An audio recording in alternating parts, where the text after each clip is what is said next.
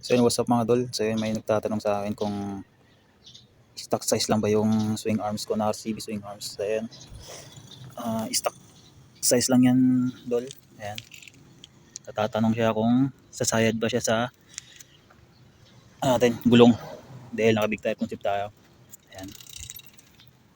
Yung stock swing arms dati dol, naka 120 by 70 size ako na gulong. Hindi sumasayad, kaya napalit ako ng RCB. Sumasayad siya dito sa kabila. Ayan. Kaya sumasayad siya dyan. Kaya nagpalit ako ng 110 by 70 by 17. Napalit ako para hindi siya sasayad kasi medyo malapad yung 120, kaya nag 110 ako para hindi siya sayad. Ayun, hindi siya sayad. Saka align ng niya kadina. Ayan, straight. Pasensya na, medyo maluwag, hindi ko pa na-adjustan.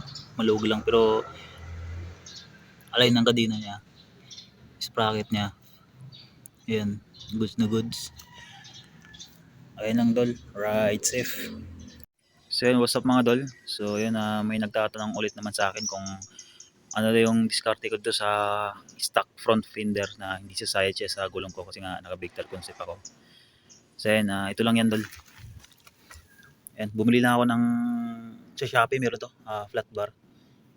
Yung may mga bilog-bilog, and makikita nyo sa Shopee yan. Ayan, higyan ako sa post ko sa dito. Ayan.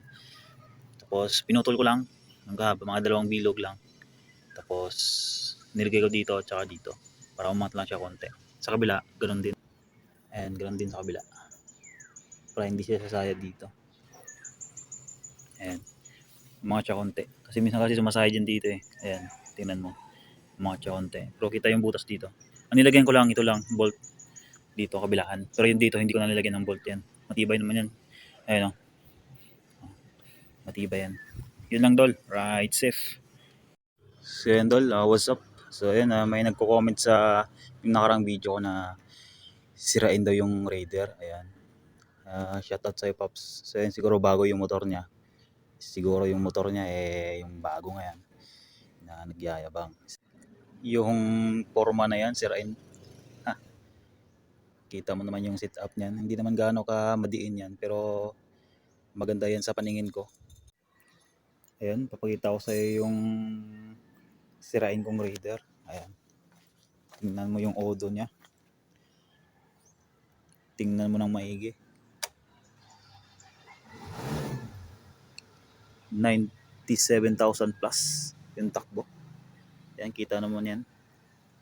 Tapos sabihin mong sirain. Naikot na nga yung buong Pilipinas niyan.